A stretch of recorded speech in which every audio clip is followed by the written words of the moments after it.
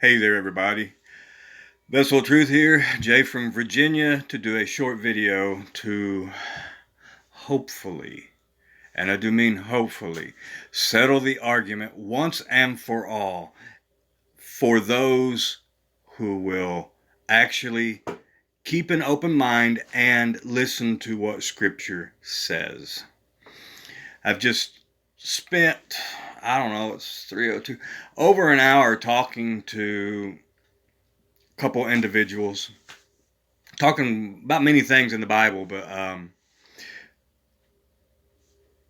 all that changed as soon as, the subject of the law came up again. And I wanted to make this video to let people know. The Father directed me in a different way to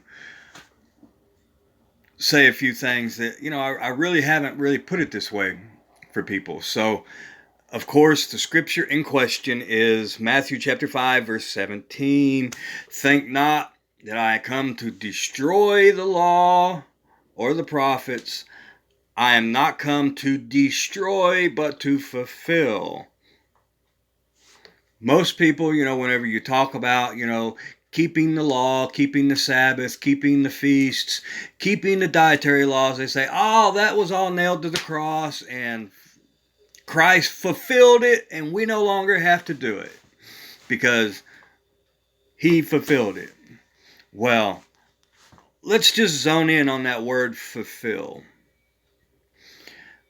Fulfill does not mean the same thing as to destroy. People will admit that, but let's look at it biblically. Go to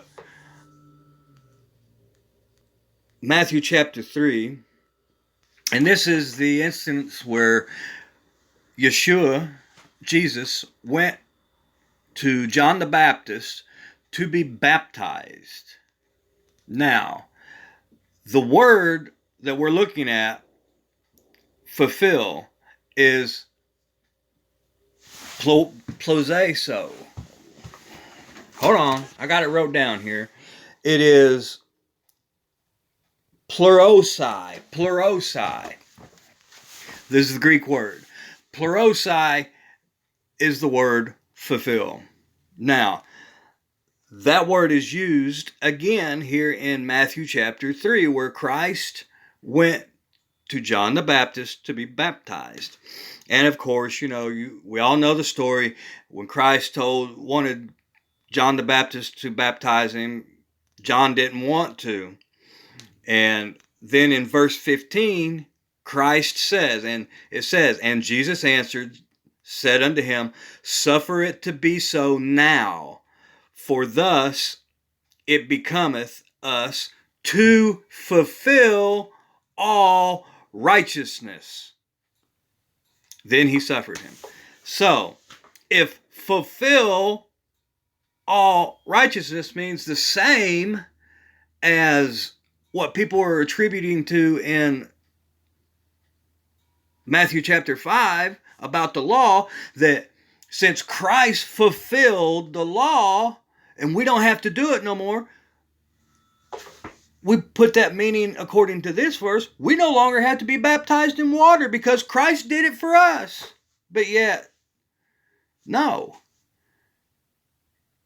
They can actually look at this and actually understand that fulfill means to fully live out.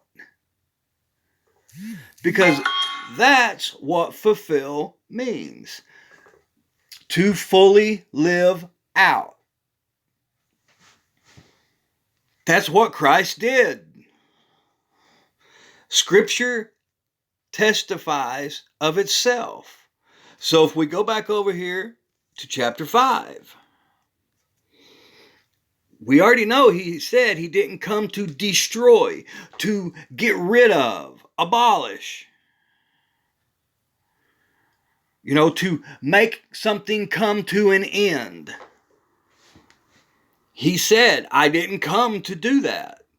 He come to fulfill or to fully live. And then, the next scripture, for verily I say, till heaven and earth passes, one jot or one tittle shall in no wise pass from the law, till all be fulfilled.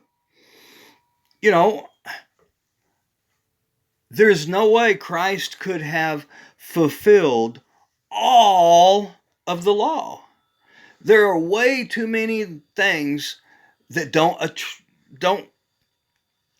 attribute to him. There are laws in the law that only apply to women. There are laws in the law that only apply to farmers, the Levitical priesthood, and on down the lines to children, to widows, to orphans. So I just want, to give people a little more information to use whenever they're dealing with people that are adamantly opposed to the truth, that the law is still in effect. And it's funny because they trip over their own selves. If the law is passed away, that means we can murder, we can lust, we can fornicate, we can do whatever we want because it was all paid for at the cross, right? No. They say, oh, you can't do all that stuff. They pick and they choose what you can and cannot do. That's just like the four-wall church, the fat cat preacher teachers. The one main thing that they keep from the law is tithing. The one thing that really was done away with because the Levitical priesthood is gone. It's just amazing to me. It's like they're fully intelligent people, but yet they are so demonically indoctrinated that when they are confronted with the truth, even when it's set before them, because that's what I did. I set the Bible that I have here at work right before them. And I showed them that scripture, which is Matthew chapter 5, verse 17. And then I took them over to Matthew chapter 3 and showed them verse 15. And then I showed them both in the Strong's Concordance, which is that word, move me out of the way, pleuroso. And if you go back over, go back down here to chapter 5, down to verse 17.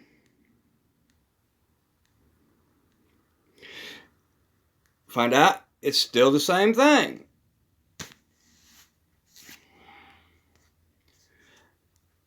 The word is the same. And the Strong's tells us and shows us that it's the same word. The meaning is the same.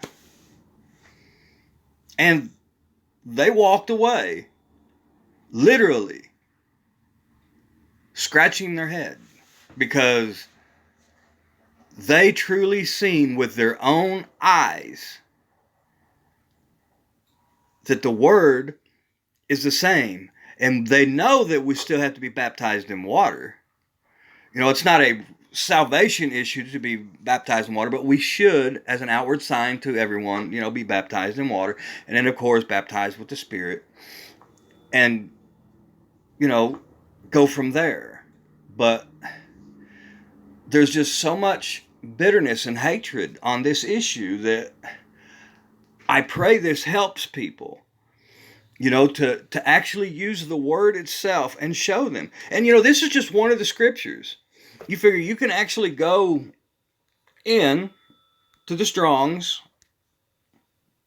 and go to the word fulfill, and it actually will show you all the scriptures where that word is used. Like just in Matthew, it's used 17 times. It's used in Matthew 1:22, Matthew 2:15, Matthew 2:17, Matthew 2:23, Matthew 3:15, Matthew 4:14, Matthew 5:17, the one we was just at, Matthew 8:17, Matthew 12:17. I mean, it's just on and on and on, and then it'll show you in other books where that same word is used. And it all means the same thing. To fully live, to accomplish it, and make it so, showing that it can be done, and we are to do it as he did it. Christ was our example. So if he was our example to live by, then we should live according to how he says to live. So I just figured that might help some people and hopefully bring it to an end, the senseless bickering and fighting over this issue, when the word itself will settle the argument. Just look up Strong's number, G4137. So I pray that helps you all. Told you it was going to be a short video, and we'll cut it at that. As always, I pray that you're still seeking the face of the Father and just looking to work on your relationship, seeking his face always, and being about doing the will of the Father daily. Sharing the gospel of the kingdom as many as you can, praying for the sick, travailing for the sin of the nations and the world, and just walking as Christ walked. Until next time, I love you all, and Yahuah bless you all.